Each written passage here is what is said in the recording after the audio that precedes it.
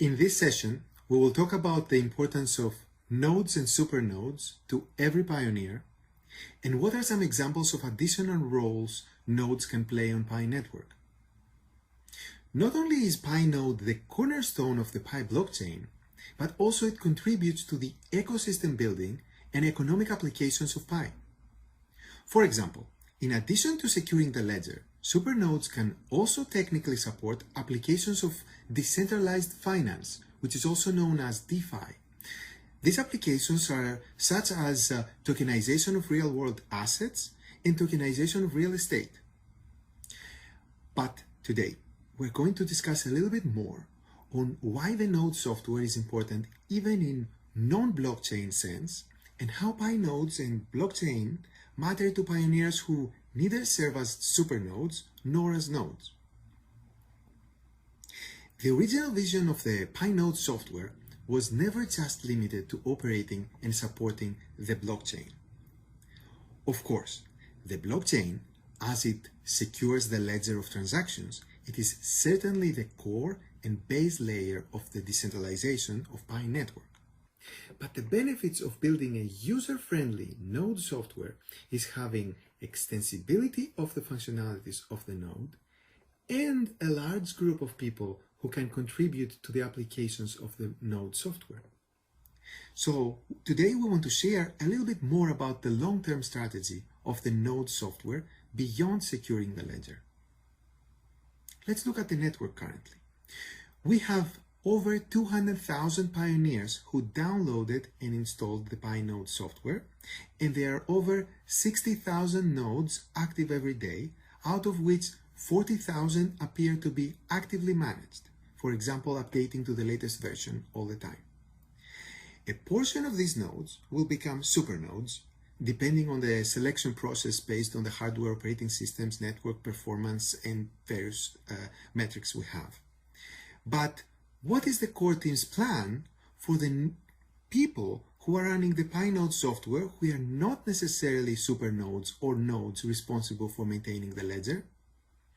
Actually, we have great expectations for them, and we are open to any suggestions that build on top of our thoughts. First of all, the desktop Pi application serves as a redundant interface for the mobile application interface. Not only does it provide desktop or laptop accessibility to the mobile application functionalities, for example, the chats, mining status, future uses of Pi applications, but it also serves as one important step to decentralization in regard to the centralized points of mobile apps stores.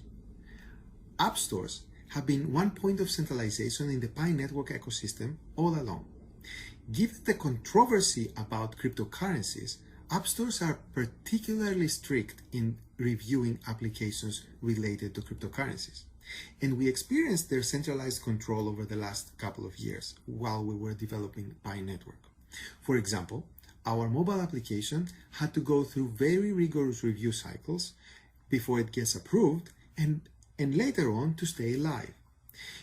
And we also saw other legitimate applications sometimes getting completely delisted from app stores for various reasons. We hope this will never happen to Pi, but shall the app stores decide to remove our application from their stores for any reason, the node software will be our backup plan to still maintain the functionalities, the community, and the organization of the network. By having our node software that contains the Pi application component, we de-risk the possibility of any potential failure in centralized app stores. Okay, apart from maintaining and securing the Pi blockchain, nodes can also allow individuals to share computing resources and get compensated for it. Such computing resources include processing power, disk space, and network bandwidth. Note that these are not our immediate plans, but they are all possibilities that will come further down the line. Let's look at these use cases one at a time. Disk space. Think of it as a decentralized encrypted Dropbox that allows people to get compensated for securely storing files. Its implementation can be similar to BitTorrent in the notion that files will be stored in a decentralized network of nodes, while at the same time, Pi can have staking mechanisms that can make sure that all files stored on the Pi network are fully licensed. For example, if a file is found to be infringing someone's rights, the file's uploader could lose their stake. To put this in perspective, as a use case, the core team pays thousands of dollars every month to Amazon AWS for storing the Pi node software files so that pioneers can download them and install the Pi node. In the same manner, other websites and applications do the same. So instead of these websites paying Amazon, they could be paying that cost to pioneers, using Pi of course, thus creating a passive income opportunity to Pi node operators. Let's look at network bandwidth. This use case is also known as Content Delivery Networks, CDNs, and it is how the internet is able to scale today. For example, the Pi application, like any other app or website on the internet, contains both graphics, images, videos, and media, and it needs to ask the server individualized questions. For example, what is my Pi balance right now? So while the individualized questions must reach a Pi database to be answered, the vast majority of the graphics and media are the same for all members and can be actually answered by a decentralized server near that person. So, for example, when a pioneer in Paris opens her app, the Pi logo comes to her from a server in Paris operated by our CDN provider, while her balance comes from Pi's database in San Francisco. This process helps speed up the application tremendously because the majority of the data can be delivered fast from a nearby data center or computer, and they don't need to travel long distances through the Pacific Ocean.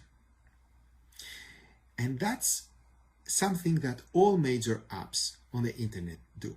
They use CDN to deliver their content. Once again, to put this in perspective, the core team spends thousands of dollars a month to our CDN providers. But for Pi network, with a distributed node network, there should be no need for such an intermediary CDN when there's tens of thousands of pioneer nodes in every corner of the world. There's probably a pioneer closer to you than any of the CDN servers. There may be one in the same building that you are right now. What if Pi nodes could utilize their unused network bandwidth to function as a decentralized CDN? If we were able to create such a CDN marketplace for pioneers, they could be receiving additional passive income for operating their nodes. Let's look at processing power. Every computer has one or more processors. These are called CPUs. And those CPUs are mostly unused during the day and completely unused during the night when the person is sleeping. Think of your processor more like your car. It is mostly sitting in your parking lot waiting for you to use it when you need it. At the same time, there are a lot of companies paying large monthly fees renting servers from cloud providers such as Amazon AWS. So potentially Pi network could match those companies with pioneers who are interested in renting out their unused CPU time. According to our Pi node stats, every day there are over 380,000 CPU cores operated by Pi nodes, and they are unused about 69% of their time on average. Well, the good thing about sharing computing resources is that everyone could potentially participate in sharing them, even on a part-time basis.